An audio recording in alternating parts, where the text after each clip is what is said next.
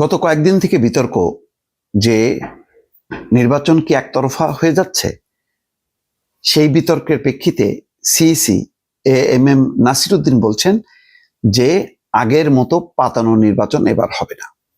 বলছেন level playing field নিশ্চিত করবে নির্বাচন কমিশন।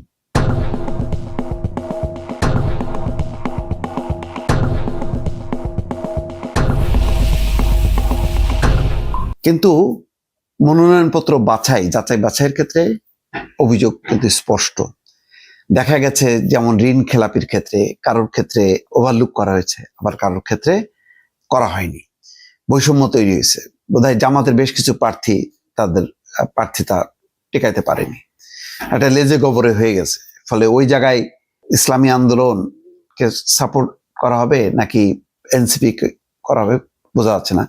তবে আপিল করা হয়েছে, হয়তো সে নির্বাচন কমিশন মঞ্জুর করতেও পারে। কিন্তু এই যে আইনটা সবার ক্ষেত্রে সব জায়গায় যে সমানভাবে প্রযোজ্য হলো না, যার কারণে দেখবেন যে এখন জামাত যেমন এনসিপিও তেমন তারা খুব তৎপর, ইসলামী আন্দোলনও তারা মোটামুটি চেপে বসছে। সেই কারণে হয়তো নির্বাচন কমিশন আজকে বলছে যে এবার আগের মতো পাতানো নির্বাচন হবে না। তাহলে অলরেডি তার মানে এরকম একটা শঙ্কা হচ্ছে। আওয়ামী লীগ না থাকার পরও দুর্ভাগ্যজনকভাবে এই অভিযোগটা যখন আসছে, তখন মানে সেই তো আগের আমলের মতনই একটা পরিস্থিতি অনেকে বলতে পারে। আওয়ামী লীগ বলতে পারে যে দেখো, তাহলে আমাদের বিরুদ্ধে তোমরা বলতা, এখন তাহলে বলছো কেন? তাহলে কি হলো তোমাদের বিপ্লব? অর্থাৎ প্রতি মুহূর্তে মুহূর্তে যেটা হচ্ছে যে পরিবর্তনের যেই একটা মানুষের আকাঙ্ক্ষা, পরিবর্তনের যে লক্ষ্য উদ্দেশ্য, সেটা কিন্তু আর হলো না। পরিবর্তনটা কি? এক একজনের কাছে এক এক রকম। কারোর কাছে হয়তো ইসলামী হুকুমত কায়েম করার জন্য তেমনই একটা প্রতাপ দেখা যাচ্ছে। কিন্তু আমার কাছে মূলত 15 বছরের আন্দোলনটা ছিল শেখ হাসিনার ফ্যাসিজমের হাত থেকে দেশকে রক্ষা করা, গণতন্ত্র পুনঃপ্রতিষ্ঠা করা। গণতন্ত্র পুনঃপ্রতিষ্ঠার ক্ষেত্রে অন্যতম শর্ত হচ্ছে নির্বাচন একটা স্বচ্ছ, সুষ্ঠু, সঠিকভাবে হওয়া। তো সেইটাই যদি এখন প্রশ্নবিদ্ধ হয়, সেই জায়গাটা এসে প্রশ্নবিদ্ধ হচ্ছে। এবং কারা প্রশ্ন করছে আন্দোলনের সেই শক্তিগুলো, সেই শক্তিদের একটা একাংশ। এই ব্যাপারে সোচ্চার জামাত, সোচ্চার এনসিপি। এখন তারা দৌড়ে যাচ্ছে নির্বাচন কমিশনে, নির্বাচন কমিশনকে বলতেছে যে এই ক্ষেত্রে আমার হলো, ওখানে একই অভিযোগ সেখানে টিকে থাকলো।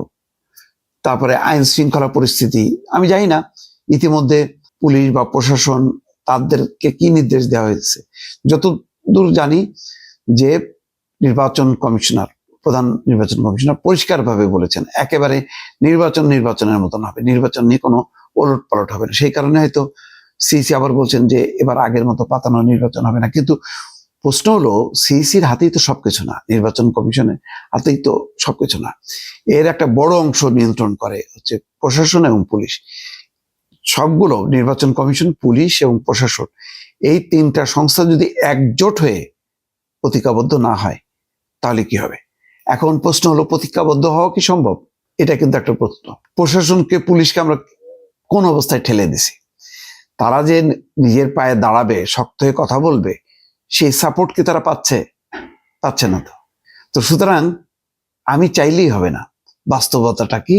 সেই বাস্তবতাটা কিন্তু আমরা 1 বছরে বা 1.5 বছরে আমরা মেরামত করতে পারিনি। অর্থাৎ প্রশাসনের জায়গায় নিরপেক্ষ আচরণ করবে, পুলিশ পুলিশের জায়গায় কাজ করবে, সেই জায়গাটা আমরা তৈরি করতে পারিনি। যার কারণে আমরা সম্মিলিতভাবেই হয়তো ব্যর্থ। যেই কারণেই এই প্রশ্নগুলো আসছে। এবং দিনগুলো দেখেন, খেয়াল করেন, কালকে একেবারে রাজধানীর কেন্দ্রস্থলে মোসাব্বির নামে একজন নিহত হলো। আজকে দেখছি যে শরীয়তপুরের জাজিরাতে একজন যুবক সংঘর্ষে বা বোমা বিস্ফোরণে নিহত হয়েছে। তো চলতেছে, কিন্তু দিন কাছায় আসতেছে। সামনের সপ্তাহে, এর পরের সপ্তাহে কি হবে আমরা কিন্তু কেউ জানি না।